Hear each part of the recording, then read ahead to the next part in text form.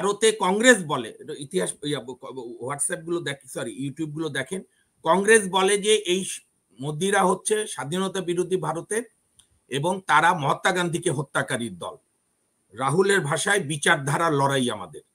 মহাত্মা গান্ধীকে যে লোকটি হত্যা করেছিল নথুরাম গডসে, আমি খুব সংক্ষেপে বলছি, সেই লোকটি আরএসএস করত এবং আরএসএস এর যারা নেতা ছিল সাবারকার, গোলওয়ালকার, দীনদয়াল উপাধ্যায়, যারা জিন্না বলার আগেই 1935 সালে বলেছিল স্বাধীন ভারতে দুইটা দেশ হবে, একটাতে থাকবে ভারত, এই ভারত হিন্দুরা, আরেকটায় থাকবে মুসলমান খ্রিস্টানরা। তারিখের আগে হয়তো দেখা গেল ওই প্রধানমন্ত্রী হওয়ার কারণে, প্রধানমন্ত্রী প্রস্তাবের কারণে আপনার নরেন্দ্র মোদী ক্ষমতায় নাও যেতে পারে। এটার মানেটা কি? আপনি পিপলস ম্যান্ডেটের কাছে মাথা নত করলেন। আমাদের এখানে তো ম্যান্ডেটই নাই 2014 থেকে। এখন ধরেন যে ইতিহাস যদি আমরা কন্টিনিউয়াস বিকৃত করি, তাতে তর্ক করে পারা যায় না, যার যেটা বুঝ। রাহুল গান্ধী গতকাল, আপনি দেখেছিলেন কিনা, নির্বাচনের পর বিজেপির প্রতিক্রিয়া দেওয়ার আগে কংগ্রেসের হেডকোয়ার্টারে রাহুল গান্ধী প্রথম প্রতিক্রিয়া দিয়েছে। রাহুল গান্ধী, ওদের কংগ্রেসের সভাপতি মল্লিকার্জুন খার্গে, সোনিয়া গান্ধী, এবং রাহুল গান্ধী মানে সৌভাগ্যবশত ওদের যে কনস্টিটিউশন অফ ইন্ডিয়া, যেটা আমার কাছে আছে, এই লাল বইটা ধরে আপনি ইউটিউবে গেলে সার্চ দিলে পাবেন। সে বলেছে যে মোদির বিরুদ্ধে এটা আমাদের লড়াই হয়নি, বিজেপির বিরুদ্ধে না, এটা সংবিধান রক্ষার লড়াই হয়েছে, যেখানে হয়তো আমরা টোটাল জিততে পারিনি, কিন্তু মোদি যে সংবিধান পাল্টাতে চেয়েছিল, ভারতের অস্তিত্ব পরিবর্তন করে দিতে চেয়েছিল, সেইটাকে আমরা রোধ করতে পেরেছি। এবং রাহুল গান্ধীর ভাষায় 4000 কিলোমিটার যে লোকটি গত 2 বছরে হেঁটেছে ভারত জোড়ো যাত্রা নামে, সেখানে সে বারবার বলেছে যে ওদের হিন্দি ভাষায় যে এইটা হচ্ছে বিচারধারা কি লড়াই। এখন মুশকিল হচ্ছে আমাদের ইতিহাস কম থাকলেও যদি জ্ঞানী ধারণ করি, মহাত্মা গান্ধীকে যে লোকটি হত্যা করেছিল নথুরাম গডসে, আমি খুব সংক্ষেপে বলছি, সেই লোকটি আরএসএস করত এবং আরএসএস এর যারা নেতা ছিল সাবারকার, গোলওয়ালকার, দীনদয়াল উপাধ্যায়, যারা জিন্না বলার আগেই 1935 সালে বলেছিল স্বাধীন ভারতে দুইটা দেশ হবে, একটাতে থাকবে ভারত, এই ভারত হিন্দুরা, আরেকটায় থাকবে মুসলমান খ্রিস্টানরা, এবং যে কারণে পরে জিন্নাও পাল্টে গেল। আমরা তো ইতিহাসকে রিভিজিট করতে হবে। আমরা তো এককভাবে জিন্নাকে দায়ী করি, তার আগে হিন্দু মৌলবাদীরাও। এই প্রসঙ্গে বলে রাখি, আপনি ইতিহাস বই পড়লেই দেখবেন যে ইউনাইটেড বঙ্গর যে আন্দোলন, এইটা আমাদের তদানীন্তন পূর্ব বাংলার সমস্ত এমপিরা বলেছিল বাংলা এক থাক, পশ্চিমবঙ্গের হিন্দু এমপিরা বলেছিল ভারত বাংলা বিভক্ত হোক। সেই নরেন্দ্র মোদীর আপনার সেই নথুরাম গডসের জবানবন্দি আছে। সে বলেছে যে আমি মহাত্মা গান্ধীকে হত্যা করেছি কারণ মহাত্মা গান্ধী পাকিস্তানে টাকা পাঠানোর জন্য অনশন করে, হিন্দু মুসলিম দাঙ্গা থামানোর জন্য অনশন করে। এবং সাবারকার, যে এই যে আপনার কালাপানি, এই যেটা সেলুলার জেল আন্দামানে, সেখান থেকে সে ব্রিটিশদের কাছে ক্ষমা প্রার্থনা করে ছাড়া পেয়েছিল। এবং এই আরএসএস, যেটা নরেন্দ্র মোদী ফিলোসফিক্যাল অর্গানাইজেশন, তারা হিটলারের অনুকরণে কালো হাফ প্যান্ট, কালো শার্ট পরে, কালো টুপি পরে। এবং আরএসএস এর তদানীন্তন মূল 2 জন নেতা মুসোলিনির সঙ্গে ইটালিতে দেখা করে এসেছিল 1936-37। কাজে ভারতে কংগ্রেস বলে, ইতিহাস হোয়াটসঅ্যাপ গুলো দেখেন, সরি ইউটিউব গুলো দেখেন, কংগ্রেস বলে যে এই মোদিরা হচ্ছে স্বাধীনতা বিরোধী ভারতের এবং তারা মহাত্মা গান্ধীকে হত্যাকারীর দল। রাহুলের ভাষায় বিচারধারার লড়াই আমাদের। তো সুতরাং আমাদের সবাইকে এত মূর্খ ভাবার কারণ নেই। মূর্খদের কোনো একটা গ্রাম থাকে না, সব গ্রামেই মূর্খ থাকে। আমি তো ওই কথা বলছি না যে ভারতও কি খুব ভালো, ভারতের মোদী কি চেষ্টা করেনি সাংবিধানিক প্রতিষ্ঠানগুলোকে নষ্ট করার? রাহুল গান্ধী বারবার বলেছে, এবং ফ্যাক্ট আপনি জানেন, কংগ্রেসের ব্যাংক অ্যাকাউন্ট স্টপ করে দিয়েছে। দিল্লির মুখ্যমন্ত্রী আপনার কি নাম, কেজরিওয়ালকে জেলে ভরেছে। ঝাড়খণ্ডে কংগ্রেস সমর্থিত সোরেন সরকারকে টাকা দিয়ে এমপি কিনেছে।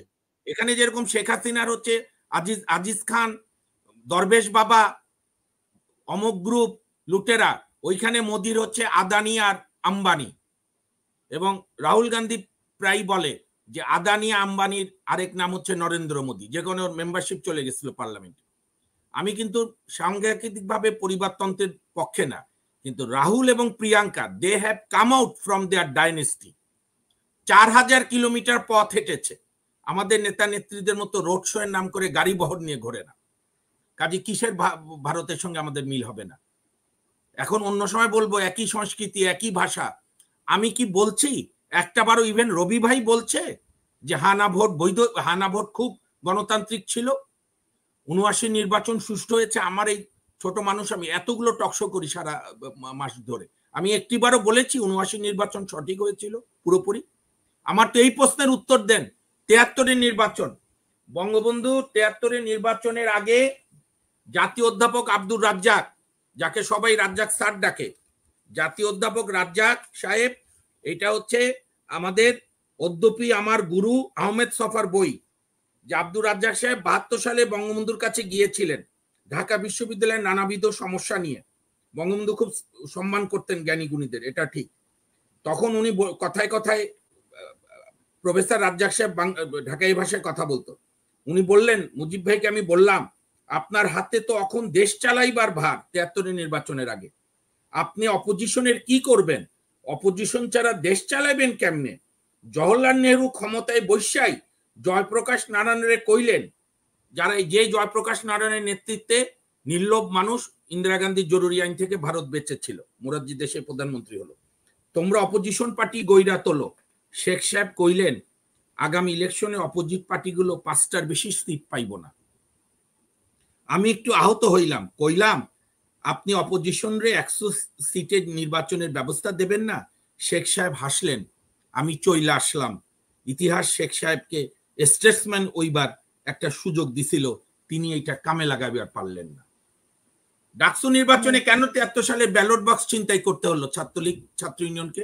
আমি যে ছাত্র সংগঠন করি ছাত্র ইউনিয়ন, তারও কলঙ্ক আছে, আমি কোনো অন্যায্য কথা বলি না। এই যে লেনিন, নূর আলম লেনিন এখন আওয়ামী লীগ নেতা, তখন ছাত্র ইউনিয়ন থেকে ডাকসু ভিপি ক্যান্ডিডেট ছিল, আর জিএস ক্যান্ডিডেট ছিল ইসমত কাদির গামা।